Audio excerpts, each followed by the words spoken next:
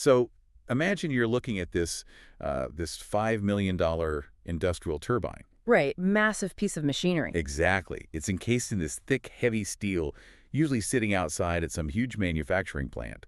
And it is just absolutely vibrating with, raw, unadulterated power. Oh yeah, you can literally feel it in your chest when you stand next to one. Yeah. And when you look at a hulking steel behemoth like that, or, I don't know, a gearbox the size of a small truck, you naturally assume it would take a literal wrecking ball to destroy it. It definitely looks invincible. Right. But the number one thing that actually kills these multi-million-dollar pieces of equipment, well, it doesn't weigh a ton. In fact, you can't even see it. Today, we are talking about microscopic assassins. The invisible killers. Yeah, dirt and moisture. It really is the ultimate paradox of heavy industry, isn't it? We naturally equate physical size with invincibility. Oh, 100%. But it's the things you cannot even see with the naked eye. Ambient humidity, suspended silica dust, those are the exact things bringing entire production lines to just a catastrophic grinding halt. Okay, let's unpack this. Because going from the grand imagery of a massive industrial turbine to the granular focus of how we actually stop those invisible assassins, I mean, that is a wild pivot. It's quite the leap, yeah. Today, we are looking deeply at a very specific piece of technology, which is the Sentry XR-122 Desiccant Breather. The XR-122, yes. And it is a surprisingly small device. It's roughly the size of a coffee thermos, honestly. Just a little cylinder, yeah. But it acts as a frontline defense for these massive machines, and it ends up saving industries literally millions in unscheduled downtime. Well, if we connect this to the bigger picture, you really have to understand the fundamental philosophy of industrial maintenance. Okay, lay it on me. If you are reacting to equipment failures, you are already losing the game. You're too late. Exactly. Success is entirely about prevention. Because once that massive gearbox has a blown seal or, a critical bearing gets chewed up because the lubricating oil got contaminated, the damage is irreversible. You can't just unscore the metal. Right. You are already hemorrhaging money on replacement parts. You're paying those crazy emergency labor rates. And worst of all, your production line is just dead in the water. So you are basically fighting a war against friction. And if the machine actually breaks, well, friction won. Friction always wants to win. But to understand how this XR-122 device actually wins that war, I feel like we need to understand the fundamental mechanics of the machinery itself, right? Like the anatomy of a machine's lungs. That's a great way to look at it. Well, I want to play the skeptic for a second here. Go for it. Because the most obvious question when we talk about keeping dirt and water out of a hydraulic reservoir is simply, wait, why does a hydraulic reservoir even need to breathe in the first place? Why not just weld the tank completely shut? Keep everything out permanently. Yeah. If outside air is the enemy, seal it airtight and keep the bad stuff out. That is the exact logical leap most people make, but it completely ignores the laws of thermodynamics. Oh, right, the physics of it. Yeah, because when an industrial machine is running and it's under these massive physical loads, it generates an incredible amount of heat. Like scorching hot. Exactly. And as the hydraulic fluid or the gear oil inside that reservoir heats up, it thermally expands. Its actual physical volume increases. Okay, so the fluid is literally taking up more space inside the tank. Right. And at the same time, the air sitting in the empty space above the fluid, which engineers call the headspace that air, also heats up and expands. Wait, so the machine is essentially fighting a war against its own internal physics. Basically, yeah. So if it can't exhale that expanding air, it just, blows its own seals out. Precisely. If that tank were perfectly sealed, the expanding fluid and air would build up so much internal pressure that it would basically turn the reservoir into a pressure cooker bomb. Oh, wow. That sounds dangerous. It is. The fluid would violently force its way out through the weakest points, which, are always the mechanical seals and the gaskets. So it has to let the air out. And I assume the exact opposite happens when the machine turns off. It does, yeah. When the machine shuts down for the night or, say, a sudden cold weather front rolls in, the fluid cools down and contracts. Right. The air inside contracts, too. And that creates a powerful internal vacuum. Oh, I see where this is going. Yeah. If the machine cannot draw in outside air to equalize that pressure, that vacuum will aggressively suck ambient air right past those delicate mechanical seals. And just completely ruin them in the process. Exactly. So the machine fundamentally has to breathe. It absolutely must exhale when it gets hot, and it must inhale when it cools down. So it really is functioning exactly like a lung. But I guess the fatal flaw here is that when it inhales, it is pulling in the ambient air of a manufacturing plant or like a dirty outdoor work site. Which is full of hazards. Yeah, it's breathing in microscopic manufacturing grit, silica dust, and whatever humidity happens to be in the weather that day. And that moisture, honestly, that is where the true disaster begins. More than the dirt. Oh, absolutely. When ambient humidity gets pulled into a reservoir, the temperature differentials cause it to actually condense into liquid water inside the tank. Gross. Yeah, and that water mixes with the oil, but it doesn't just sit there at the bottom. The mechanical churning of the gears physically beats the water and oil together until they emulsify. Oh, like a salad dressing where the oil and vinegar finally blend into that thick liquid? Exactly like that. The microscopic water droplets become suspended within the oil, and it fundamentally changes its viscosity. So it gets all gummy. It turns into this thick, milky, useless sludge. The entire purpose of lubricating oil is to create a microscopic hydrodynamic film between moving metal parts so they never actually touch. And the water ruins that. Completely. Water completely strips away that load-bearing capacity. When oil emulsifies, that protective film collapses, and you just have solid steel grinding directly against solid steel. Yikes. So the metal asperities are just colliding, generating massive friction, heat, and all those microscopic wear particles. It's an engineer's nightmare. And it doesn't just stop at friction, right? Because water is also a highly reactive chemical element when you introduce it to industrial lubricants. Right, that is the second half of the disaster, because modern industrial oils are packed with these highly engineered chemical additives designed to prevent wear and oxidation. They're very complex fluids. They are. And when water gets into the mix, it chemically reacts with those additives and literally strips them out of the oil. Oh, wow. Worse than that, under high heat, the water and sulfur compounds in the oil react to form highly corrosive acids. Wait, actual acid inside the machine? Yes, these acids literally etch the metal gears and bearings from the inside out. So you aren't just wearing the machine down from friction, you are actively dissolving it. Man, the stakes are incredibly high, which is obviously why filtering the air the machine breathes is just non-negotiable. Absolutely non-negotiable. And this specific breather, the XR-108, it handles this with a highly specific dual 2-micron filtration setup, right? That's right. 2 microns. Just to give you guys some context on that scale, a single strand of human hair is roughly 70 microns thick. So we are talking about trapping particles that are 35 times smaller than a hair. It's basically medical-grade filtration applied to heavy industry. But, the brilliant part of the engineering here is the dual nature of those filters. Because there are 2 of them. Right. There is a 2-micron filter on the top, which traps the microscopic silica and dirt from the outside air as the machine inhales. Makes sense. But there is also a secondary 2-micron filter on the bottom of the device facing the inside of the tank. Yeah, I was actually wondering about that. Why do you need a filter facing the inside of a completely closed system? Well, it provides absolute redundancy. Between those 2 filters sits the core of the device, a massive bed of silica gel desiccant. The stuff that absorbs the moisture. Exactly. Yeah. The desiccant's job is to aggressively pull water vapor out of the air before it can ever touch the oil. Right. But if the machine generates a sudden, violent pressure spike and exhales rapidly, it can actually shoot oil mist or internal wear particles up into the breather. Oh, and that would ruin the desiccant. Yes. So that bottom filter intercepts the oil mist, protecting the silica gel from the inside, just as the top filter protects the oil from the outside. That is so smart. So you are basically building an impenetrable fortress around the desiccant itself. That's exactly what it is. But this raises a massive contradiction for me. How so?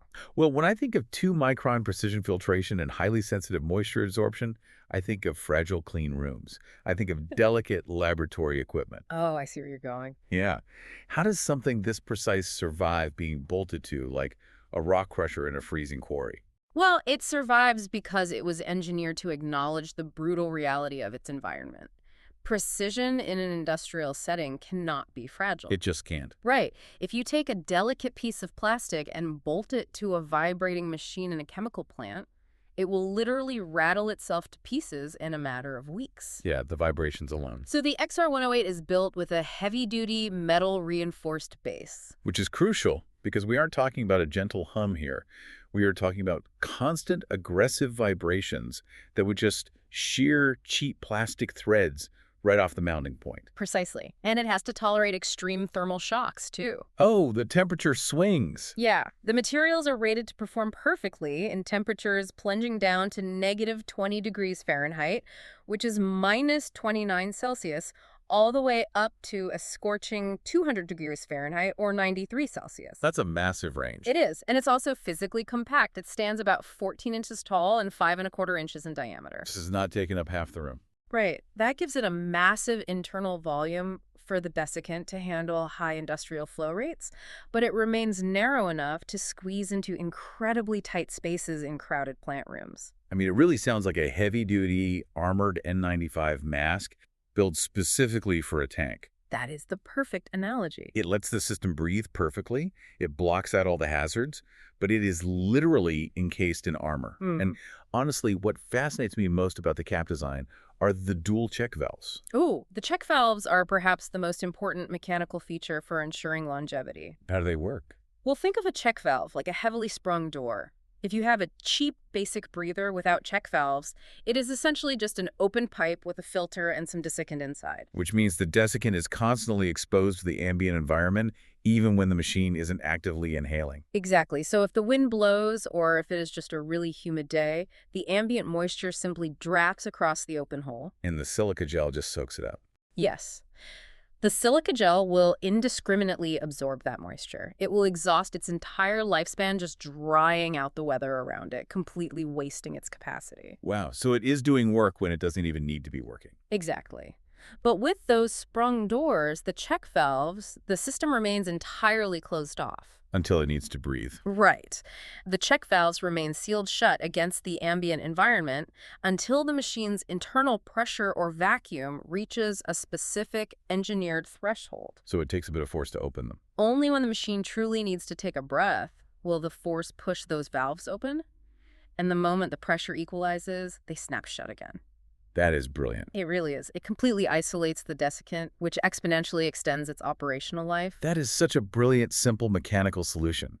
Though I think it is worth noting that there are limits to this armor, right? Of course. Nothing is completely indestructible. Like, if you are operating in an environment with extremely corrosive atmospheric chemicals like heavy acid vapors, you have to upgrade to specialized base materials that won't melt. Yes, you definitely do. And if you have a high-pressure venting system blasting out massive cubic feet per minute flow rates, you have to ensure the breather's pore sizes can physically handle that air volume so you don't create a bottleneck. Which is an important reminder that this isn't magic, It is applied physics. You always have to match the tool to the extreme conditions. Right. But for the vast majority of massive outdoor tanks, transformer conservators, and large-scale hydraulic reservoirs, this specific ruggedized design is exactly what the environment demands. Well, here's where it gets really interesting. Okay. Let's move away from the engineering for a second and talk about the economics. Yep. Let's talk about the blunt math of maintenance. The bottom line. Yeah, because durability and specs are fantastic, but ultimately, a procurement manager has a finite budget. They have to sit across a conference table from a skeptical plant director and justify spending money on these specialized breathers. Which can be a tough conversation. Right. So how do you convince leadership that this upfront cost is actually a savings in the long run? You convince them by forcing them to look at the staggering cost of what this device actually prevents. The breakdowns. Yes. The blunt math is undeniable. A single avoided gearbox rebuild pays for dozens of these breathers across an entire fleet. Because a breakdown isn't just the invoice for the new set of steel gears, is it? Not even close. The cost of the physical gear is often the smallest line item on the spreadsheet. Really? Oh, absolutely. The true cost is the emergency unscheduled downtime. It is the cascading failure of gaskets and seals that preceded the breakdown. The ripple effects. Exactly. It is paying your maintenance crew double time to work through a holiday weekend. It is the exorbitant expedited shipping charges to get massive, heavy replacement parts flown in on a red-eye flight. Oh man, yeah, shipping a 1-ton gear overnight cannot be cheap. It's incredibly expensive. Yeah. But when you load a reservoir with perfectly clean oil and you use a desiccant breather to keep it absolutely free of moisture and dirt, the oil's lifespan extends dramatically. And the internal inline filters probably clog far less frequently, too. Exactly. So you're literally cutting off the chain reaction of failure before it ever has a chance to begin. You are stopping it at the source. And the deployment strategy for this is remarkably systematic, which I love. It's broken down into 4 steps: audit, standardize, install, and measure. A very solid framework. Yeah. So the audit phase means physically walking the plant and identifying the critical assets with the highest mean time to repair. Costs basically the machines that bleed the most money when they break. Right. Triage your worst offenders first. Then installing them is incredibly straightforward using standard 2-inch threaded pipes. But I want to zero in on that 4th step. The measurement phase. Yes. Because how does a maintenance chief actually prove to that skeptical boss that the installation worked? You can't just slap it on and say, trust me, it's safer now. No, you absolutely cannot rely on assumptions when budget is on the line. That 4th step measure is where you turn an invisible process into indisputable data. How so? You use rigorous oil analysis. Before you ever install the XR108, you draw a baseline sample of the oil and send it to an independent lab. Okay, so you get a before snapshot. Exactly. And you are looking for 3 critical metrics. First, you measure the water parts per million. Second, you measure the viscosity to see if the oil has maintained its correct thickness. And third, you measure the RPVOT. Okay, wait, I need to pause you right there. What exactly is an RPVOT? RPVOT stands for Rotating Pressure Vessel Oxidation Test. That is quite the mouthful. It is, but it is arguably the most critical health metric for industrial oil. Remember how we discussed earlier that heat and water react to destroy the antioxidant additives in the oil? Right, the chemical reaction that eventually forms those corrosive acids you mentioned. Exactly. The RPVOT test subjects the oil sample to extreme heat and oxygen under pressure to see how long it takes for the remaining antioxidants to completely break down. Oh, I see. It essentially measures the exact amount of remaining resistance the oil has before it turns into harmful sludge. Oh, wow. So it is quite literally a measurable health bar for your machine's blood. That is a perfect analogy, yeah. So you establish those baseline numbers, then you install the breather. And then you wait. Right. You let the machine run for a few months, and then you test the oil again.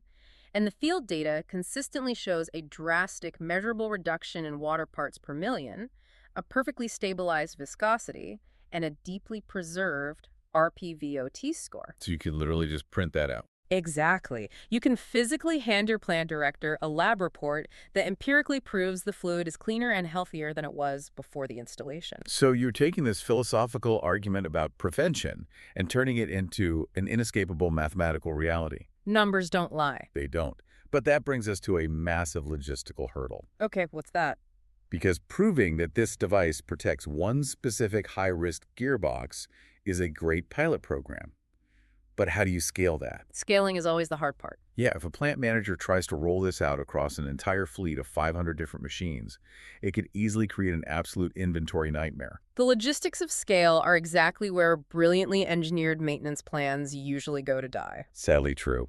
And this brings us back to the 2nd step of that deployment plan we mentioned, standardization. Yes, the strategy heavily emphasizes standardizing the fleet around a specific replacement component, the A358 cartridge. Right, the A358. Which is great because it happens to fit both the XR108 and its larger sister model, the XR508. That's interchangeable. And the inventory protocol they suggest is to constantly stock spare cartridges equal to 1 to 3 change intervals, logging those intervals directly into the facility's computerized maintenance management system. The CMMS, yeah. But why is this specific detail so crucial? Why not just buy whatever fits each machine? What's fascinating here is that this isn't even really an engineering challenge. It is a profound insight into human psychology and human error. Really? How so? Well, in manufacturing, there is a concept known as SKU complexity. Just having too many different parts. Exactly. If you have a massive plant with 50 different types of machines, and every machine requires a slightly different size breather with a totally unique replacement cartridge, your parts storeroom becomes a labyrinth of confusion. And when systems are complex, human beings inevitably take shortcuts. Always. Picture a maintenance technician working a 3.00 a.m. shift. They see a breather that needs replacing. Okay, I'm picturing it. They're tired. Right. They walk into a sprawling storeroom and spend 30 minutes looking for one specific, obscure part number. If they can't find it, what do? Probably give up. Do they shut down a $1 million production line to wait for a $20 part? No. They compromise the system. Oh, no. They force a part to fit that shouldn't, or worse, they pull the old breather off and literally duct tape a shop rag over the open hole just to get the machine running again. A duct-taped shop rag. Yeah. Oh, man. But you know what? The moment you introduce friction into the maintenance process, the maintenance just stops happening. Exactly.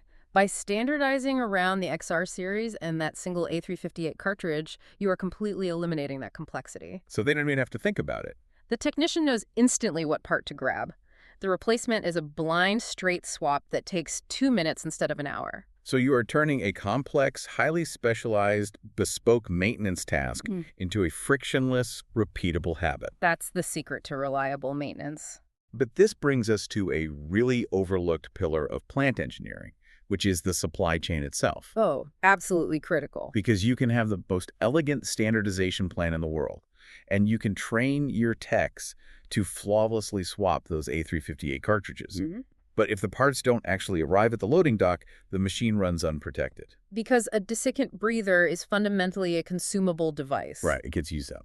The silica gel eventually reaches its maximum absorption capacity. It turns color to indicate it is full, and it must be swapped. So you need more on hand. You require an unbroken pipeline to ensure those physical components are in your technician's hands precisely when they need them. Which explains why having a dedicated procurement partner is treated as an actual structural pillar of the maintenance strategy. It's not just a nice to have. No, it is framed as a case study in smart logistics. The deployment protocol specifically integrates a wholesale partner like PE Energy, who manages the logistics for the XR series, and even alternative models like the D108 for different reservoir sizes. Having a reliable supplier changes everything. It is so deeply critical to the success of the system that the supplier's direct contact line, which is +1 281 310 0628, is functionally built right into the standard operating procedure. It has to be. The physical breather hardware is the frontline defense for the industrial machine, but the wholesale supply partner is the frontline defense for the procurement strategy itself. That's a great way to put it. If the logistical supply chain breaks, the inventory empties, the tech uses a duct tape drag, and the machine breaks, every single element is deeply interconnected. So what does this all mean? We have gone from visualizing the massive heavy-duty machines and the microscopic threats of dirt and water to exploring the profound thermodynamics of why a tank actually has to breathe. It's quite the journey. It is. We looked at the rugged, heavily armored, dual filtration defense of the XR-108, complete with those sprung check valves. The N95 for a tank. Yes. And we navigated the blunt math of preventative maintenance, understanding how standardizing parts and engineering a reliable supply chain prevents cascading failures. It all ties together perfectly. The core truth here is just undeniable. Reacting to failures is a losing strategy.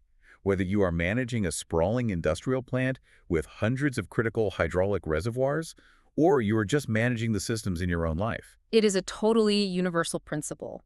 Prevention is almost always cheaper, easier, and dramatically less catastrophic than reaction. 100%. The XR-108 is just the perfect physical embodiment of that philosophy. You invest a highly calculated small amount of resources up front to actively protect against the invisible, incremental damage that inevitably causes the massive, expensive failure down the road. Which leaves us with a really fascinating thought for you all to ponder. We've seen how this device acts as a small, passive guardian that removes the invisible thieves of water and dirt to prevent massive systemic ruin. Right. It really makes you wonder, what are the invisible thieves of energy, time, or efficiency in our own daily lives? That's a deep question. And more importantly, what would a simple, highly elegant frontline defense look like for our own personal systems? It's a powerful question to ask yourself. Because every complex system, whether it is industrial or personal, has microscopic drains on its resources that we tend to completely ignore until something shatters. So true. So the next time you see one of those massive, heavy-duty industrial beasts sitting outdoors just vibrating with power, don't just stare at the thick steel and the giant gears. Just look a little closer. Yeah. Look for the small, quiet frontline defense working relentlessly to keep the invisible assassins at bay.